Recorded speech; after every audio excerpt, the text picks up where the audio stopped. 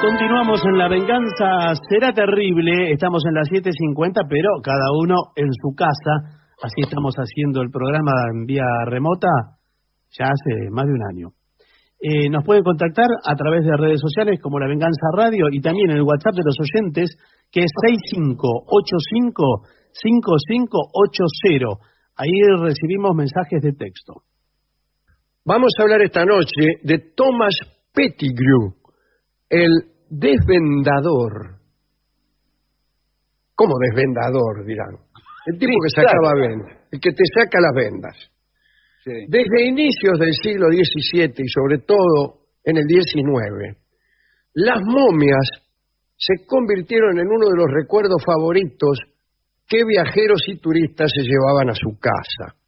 Hemos hablado mucho de las virtudes médicas que se creía que tenía el consumo de momia. Se usaban pedacitos de momia como remedio en las farmacias, adentro de un tacho.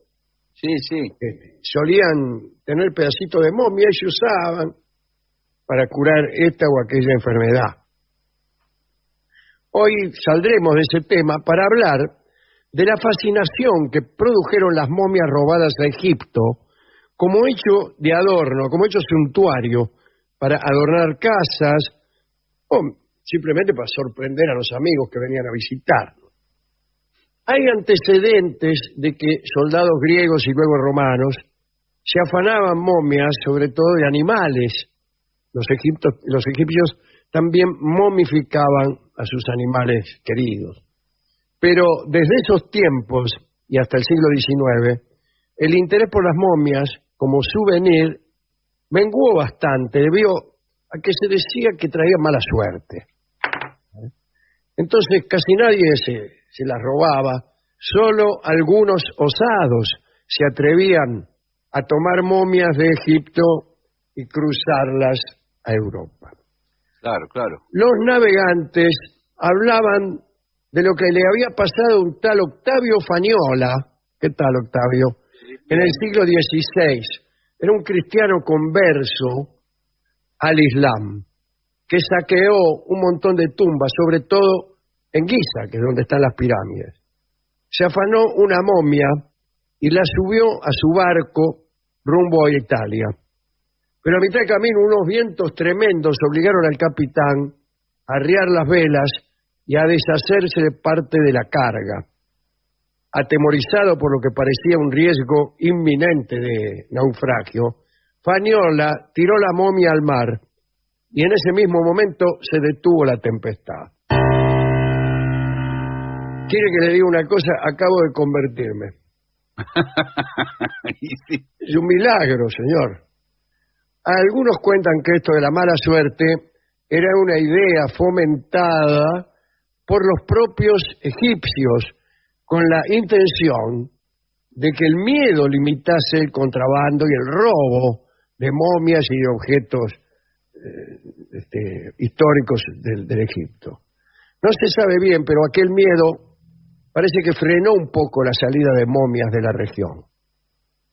El primer análisis más o menos serio de una momia tuvo lugar en 1698, cuando Benoit de Mellet, el cónsul francés en el Cairo, desvendó una momia, le sacó las vendas y tomó nota de algunos de los objetos que aparecieron.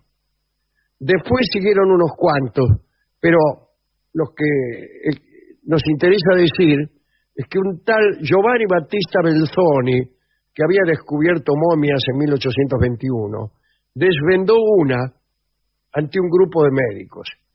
Y entre esos médicos había uno que se llamaba Thomas Pettigrew. Pettigrew era un cirujano que tras unas vacaciones en Egipto vio como los saqueadores de tumbas abrían mausoleos subterráneos con dinamita. Pettigrew notaba que los saqueadores festejaban más el encuentro de momias que de otros tesoros. Las momias, como contamos, eran utilizadas tanto en Europa como en el Medio Oriente y Asia para fabricar todo tipo de pigmentos e incluso pócimas curativas.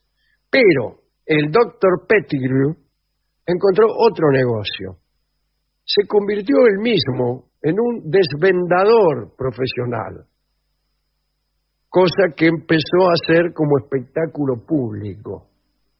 El tipo este, a quien todo el mundo empezó a conocerlo como Thomas la Momia, asistió a la apertura de 3 momias con Belzoni, pero su primer intento en solitario tuvo lugar de forma privada, con una momia que se había conseguido en una subasta. Pettigrew se volvió un experto en este asunto de desenroscar las momias. Sí. Lo hacía con suspenso, ahora el pie, ahora la mano, y así hasta llegar a la cabeza. Pettigrew podía mantener en vilo a los espectadores cerca de 2 horas, hasta llegar al punto culminante. A veces se ponía por delante de los asistentes y desvendaba dándoles la espalda, y de golpe se daba vuelta, mostrando caras de circunspección o de horror. También organizó una serie de charlas sobre la cuestión. El plato fuerte de sus conferencias era precisamente el desvendado de una momia, de las que, como vemos, no era difícil conseguir ejemplares. Dice la crónica: impartió varias charlas a los asombrados londinenses, que entre asqueados y seducidos, desde sus butacas veían surgir el rostro de un egipcio milenario. Desenroscar una momia se convirtió en el juego estrella de numerosas fiestas entre la gente macanuda de Londres. Incluso se imprimían tarjetones para invitar al evento, con tarjetas de cartón, como dice la milonga. Había cumpleaños y casorios en los que se desvendaban momias. Thomas la Momia Pettigrew tenía un hijo, el doctor William Vesalius Pettigrew, que lo ayudaba regularmente a desenroscar momias y eventualmente a enrollarlas de nuevo. ¿Para qué? Bueno, para utilizarlas en otra reunión. Me hace acordar a los jugadores que se vendan las patas, cosa que no es nada fácil. ¿Ah, no? No, para nada. Casi siempre te apretás demasiado y a los 5 minutos tenés que parar el partido para sacarte los zapatos y sacarte las vendas porque te volvés loco. O si no, las vendás demasiado flojo y se te sale. Así que todos los equipos suelen tener un Pettigrew que venda a los jugadores con la tensión justa. Por suerte, ya que después de todo era un científico, el Pettigrew tomaba notas de los detalles del desvendado y escribió el primer tratado científico sobre la materia. Era una historia de las momias egipcias y un informe sobre el culto y embalsamamiento de animales sagrados, con menciones sobre las ceremonias funerarias de Egipto y de otras naciones, ¿no?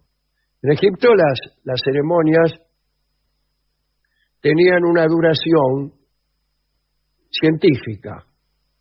¿Ah, sí? El culto funerario de los faraones y de los grandes personajes duraba 70 días. Todas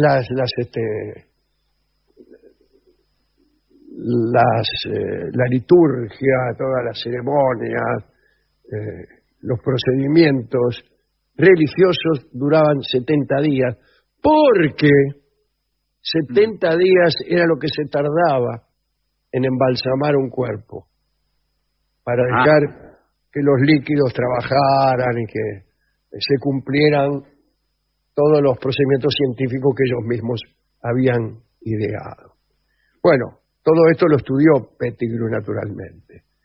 Se refirió, como he dicho, a otras naciones también, observó las momias de las Islas Canarias, las momias peruanas, las momias de los sacerdotes birmanos, y publicó, después de todas estas presentaciones con las vendas, publicó ese libro. Su intención era crear una ciencia de las momias. Tan fuerte era lo que hacía Pettigrew, tan famoso se volvió, que un buen día le hicieron un pedido asombroso. Le llegó un encargo de parte de Alexander Douglas, 10º duque de Hamilton. El duque de Hamilton era un apasionado del antiguo Egipto y poseía en su mansión una importante colección de antigüedades egipcias. Pero el aristócrata Hamilton estaba especialmente interesado en las momias y había acudido en calidad de público a varios de los desvendados realizados por Pettigrew.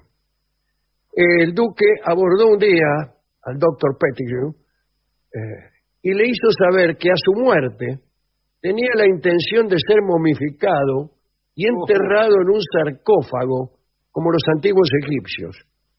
Y le pidió que fuera él quien se ocupase de llevar a cabo el singular trabajo. Hamilton había adquirido en París, en 1836, un sarcófago egipcio de basalto. Hemos visto mucho nosotros en los museos europeos, que son sarcófagos que se chorearon los franceses y los ingleses, especialmente de Egipto, ¿no? El basalto es la piedra que hay arriba de las vías del ferrocarril.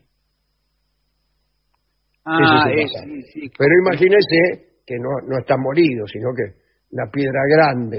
Claro, entera. Entera, exactamente. Este sarcófago pertenecía a una princesa llamada Iretiru y en su palacio de Escocia, me refiero al palacio de Hamilton, se hizo construir un gran mausoleo para albergarlo. Según la crónica, era el más costoso y magnífico templo que hay en este mundo para recibir a un muerto, con excepción de las pirámides. Pettigrew aceptó el encargo y en septiembre de 1852, cuando el duque falleció a la edad de 84 años, el médico procedió a momificar el cadáver tal como había acordado con el aristócrata 30 años antes. Así, embalsamó y vendó el cadáver como si se tratara de una momia egipcia. Incluso parece ser que el médico hizo las veces de sumo sacerdote y llevó a cabo ciertos rituales religiosos egipcios durante el entierro del duque, mitad también para justificar el pago, ¿no?